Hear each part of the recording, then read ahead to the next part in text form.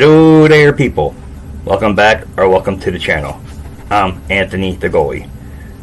Today we're going to do a fun little video before we get into the team previews for the season. And this will become a regular series on the channel. The video today is I went through the New Jersey Devils roster from the time they relocated from Colorado until now. And I put them together. I have 12 forwards, 6 defensemen, and 2 goalies. And I just have them set in lines. Where I felt they belonged at, that's what I did. It was, to me, easier. There is no rank. Down the road, you can do rankings of teams' players.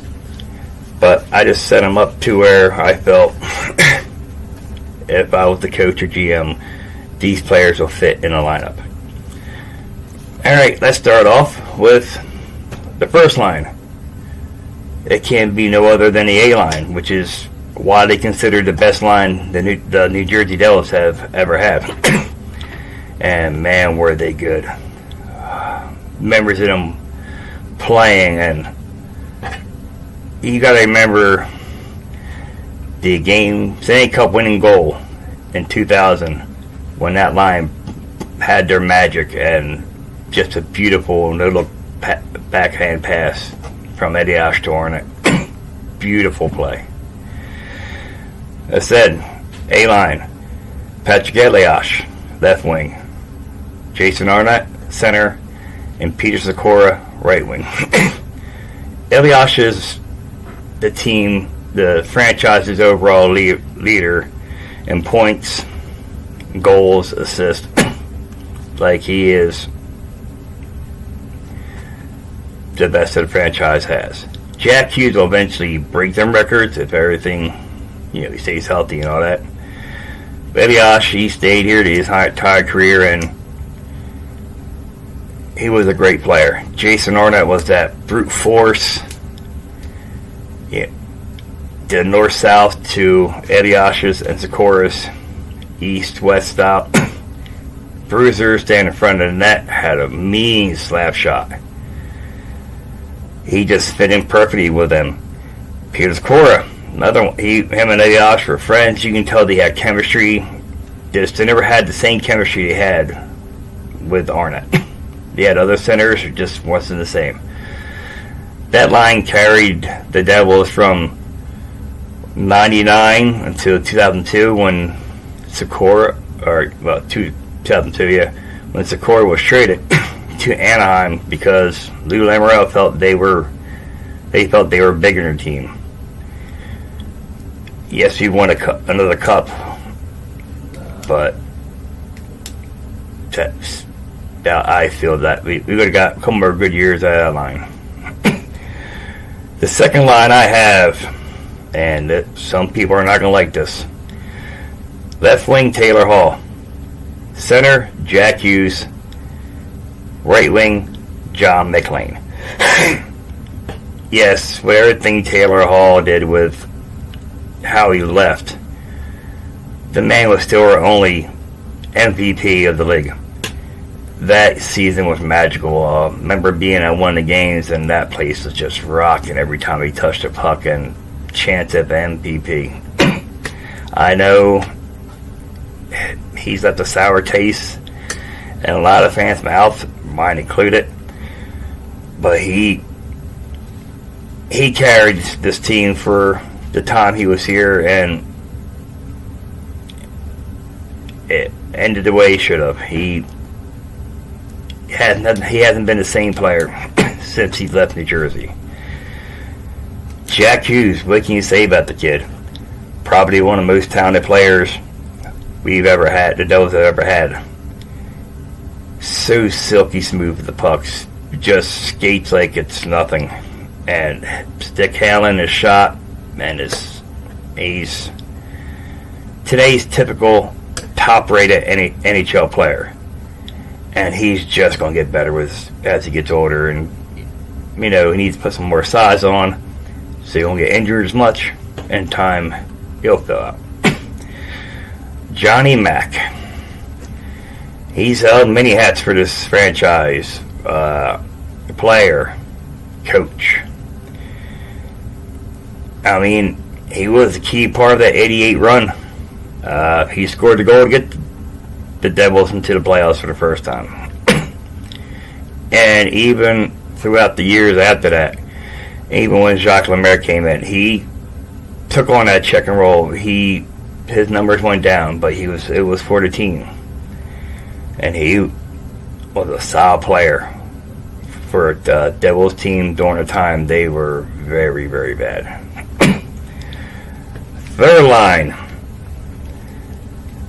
This line changed the most of any line I had. Left wing, Claude Lemieux. Center, Nico Hischier. And right wing, Brian Gionta. Excuse me. I know some people hate Claude Lemieux. They call him a dirty player, cheap shot artist. The man was clutch, though.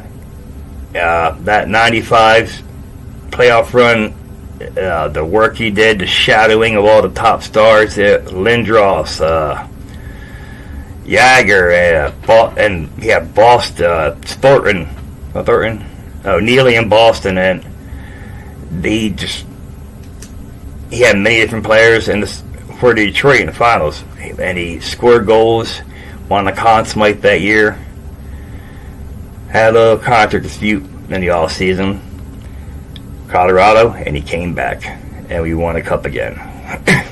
Truly one of the most important Devils in the franchise history, just for a solid playoff performance. Say what you want, but Claude Lemieux was clutch, and he helped us, for the most part, win our first cup. Nico Hischier, our captain now. Solid two-way forward. Yeah, definitely more talented than John Madden. He will be a Selke winner. Hey, he's just going to get better, and with the talent he's going to be around, he's going to put up points like he is now. I mean, he's 100 points off from being a 100 point per game player. A couple good seasons, he could be there. Excuse me. And Brian Gionta. He holds the franchise record with 48 goals in the season. Dynamic player. I mean, had that junkyard dog mentality. He was a smaller player, but you could never tell with the way he played. And very skilled. Right to the front of the net.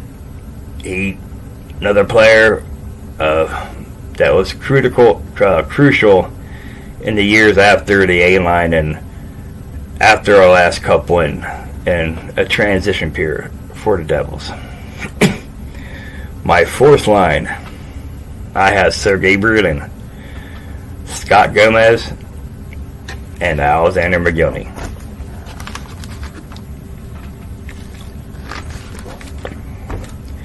Sergei Brulin, what can you say? Sarge, one of four Devils, five Devils that were on three cup teams. I get the numbers confused sometimes. Sorry, guys. He might have been the most productive player, but he was very key in defensive zones, penalty kill. He could do it all, and he could skate with the top line when needed. He was just an all-around player, and he's still with the organization today as a coach. To see him just maintain that spot in the team for years, and see him now coaching, it was basically Mr. Do it all for the team and in the franchise, and he still is to this day. Scott Gomez, the rookie from Alaska, the kid Alaska. He came in and just was that second line center we needed at the time with the A-line. Man, he was incredible in McGillney that 2000 playoffs. Man, were those two magic. And we had the A-line also. That team was built to win that year. And he had great years. Was just passing. You know, he had a good shot, but he was more the playmaker. And he had great years with the Devils. You know, he left to go somewhere we're not very fond of. But he came back years later for one last run with us, and he played very well. And he's still around. You can see him here and there at Prudential Center. Definitely a class act. I'm glad to see you still around the organization. Right wing, Alexander McGillney. He wasn't with the club that long, 2 stints. That last stint was not good, and that was the last of his career. But that 2000 run, man, he was so important to that run. He gelled with Gomez and Lemieux that year. And then in 2001, when the Devils went back to the finals, he was there too and was a great part of that. You know, for the short time he was here, he still put up points. He played in 121 games total for the franchise. He had 114 points. Like, that man in his prime was great. His rookie record was he scored 76 goals in his rookie year. Outstanding. And he's also one of the first players to defect from Russia. I wish he did more now, like with the organization, go back for certain events, you know, celebrating in that cup he has in 2000, because he deserved it. He was a great player, and I glad to see him. Alright, we're going on to the defense, and how can you not start with anybody else but Scott Stevens? That man was the anchor for 10 plus years of Devils. Man, he was his goal scorer, a point producer. And when he came to Devils, still was, but when Lemaire came, he had that career year in 93, 94, but then he was the lockdown defenseman that was known for his big hits and for his intensity. No other person could lead those 3 Devils teams to the championships but him. He was the envisionment of being a Devil. He coached here for a little bit. Didn't seem like coaching too much, but still comes around. He is definitely Mr. Devil, or not Mr. Devil, Captain Devil. Second, his partner, Scott Niedermayer, at the time, he was just one of the best skaters. He made it look easy, and even stick handling, he just made it all seem so simple. He never had the biggest point totals till he went to Anaheim. He sacrificed production for the good of the team. He also captained the Devils. The day he left was a hard day for all Devils fans. Like, he should have retired. He should have stayed a Devil, but understanding he wanted to play his brother. But then, like, a couple years after he retired, his brother came here. But overall, Scott Niedermayer was like another perfect piece to the Stanley Cup teams we had. He was that silky smooth defenseman who could just pot a goal when you need it. Go back, look at Game 2, Detroit, his end-to-end rush. Man, he was out skating Paul Coffey, considered one of the best offensive-minded defensemen of all time. That's saying something. Second pairing, start off with Mr. Devil, Ken Daneyko. Drafted by the Devils, retired as a Devil, and broadcasting for the Devils. He was the meanest to the Devils. He hit, fought, did all the little dirty things most players don't want to do. And in his playing era, he racked up payments. There was fighting. He was a brute. And I'm glad to see him still around. He never had the most points. I mean, he's played in 1,283 games, and he has 178 points. I mean, it says it. He was a defensive-minded defenseman, and he did his job well. His partner, I have Brian Rafalski.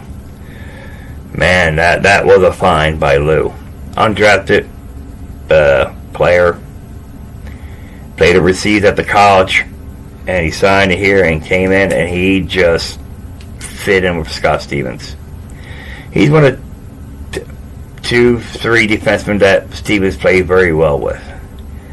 And he was probably the best. Like, he complimented Stevens so well, and for a smaller stature skater, he skated just as well as anybody. He would throw the body, he had vision, and he had a nice shot from the point that was able to be tipped and score. Like, that was the gems that at that point Lou was finding for the franchise. John Madden was another one he found around that time. Another undrafted free agent he signed. Another, he's definitely an honorable mention. Like, we'll get to that after the goalie, but he will definitely be in it. Alright. Third pairing. This one may be, people may not agree with this one, but I have Dougie Hamilton. He's come here and he's helped change the franchise. His first year wasn't all great, but man, the season when everything was clicking, he had a career year. He was just he was the key component to the power play. He did everything. He was the defenseman that he was signed to be. And injuries hurt him last year. Hopefully he comes back this year and plays the way he did the season before, and just helps his team get further in the playoffs. I said that one's controversial. This one, some people may not remember. I have Sean Chambers. He was Scott Stevens' partner in that 95 Cup run. Traded from Dallas. He only played in 158 games for the franchise. But, for small sample size, he was the first defenseman to really fit in with Stevens, so that Stevens do what he did best at the time. And at that point, he was still a defenseman who could put up points, and Chambers stayed back. Where in later years, Stevens stayed back, and Rafalski was the more offensive-minded person. Excuse me. But Sean Chambers, yes. Honestly, when I was thinking this list in my head, he was on the list. He was one of them defensemen that made an impact on me that year, and still, almost 30 years later, he's still there. In my head, I think he did a great job for the time he's here, and that third pairing was, I didn't really go back and forth on the defense. Pretty much the 6 I picked for the 6 I was stuck with. But I can see, people disagreeing with that third pairing, but everybody's got an opinion. And I would love to hear everybody's opinion about who you place there on that third line. Alright, let's go to the goalies. Martin Brodeur holds many of any NHL records for goaltenders, wins, shutouts. He's a great player, and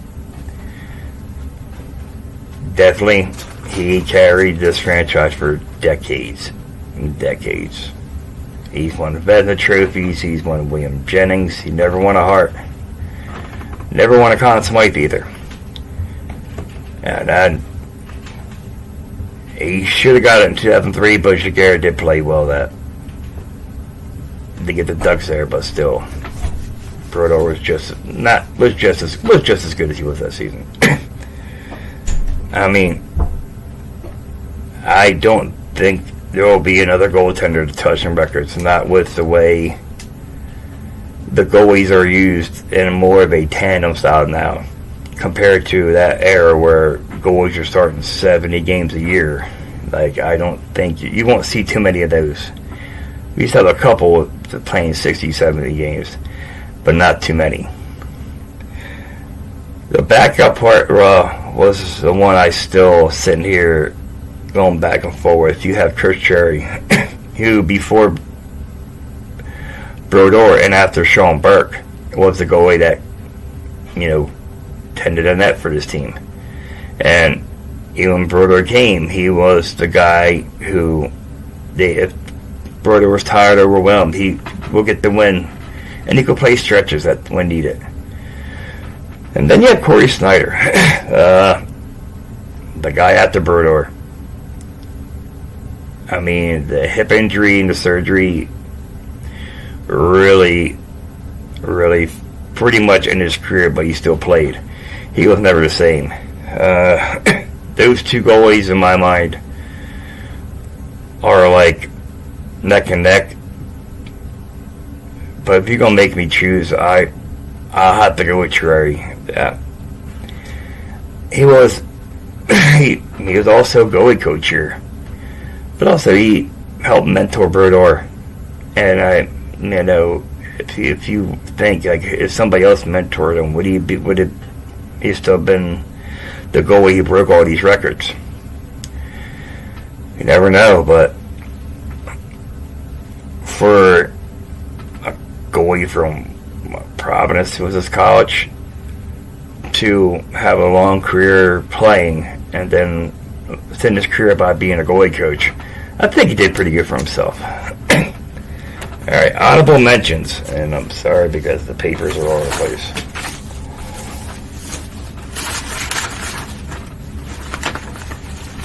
It said John Madden. At the time, one of the best defensive forwards in the game. He won Selkies. He was that third line center that could score, and him and Jay Pandolfo, another unsung hero, didn't have a lot of points, but him and Madden were that pairing, and often reeling with them. That pairing on penalty kill, they could score short-handed. So two unsung heroes there. Bobby Holik came from Hartford. He had pretty decent production when he first came here, and then Lemaire came here, and the crash line was formed. Mike Paluzzo, Bobby Holik, Randy McKay. Paluzzo sitting on the bench crying right before the end of Game 4 is a image I look back, and it's a fond memory, like seeing a grown man who was at the time one of the toughest in the league.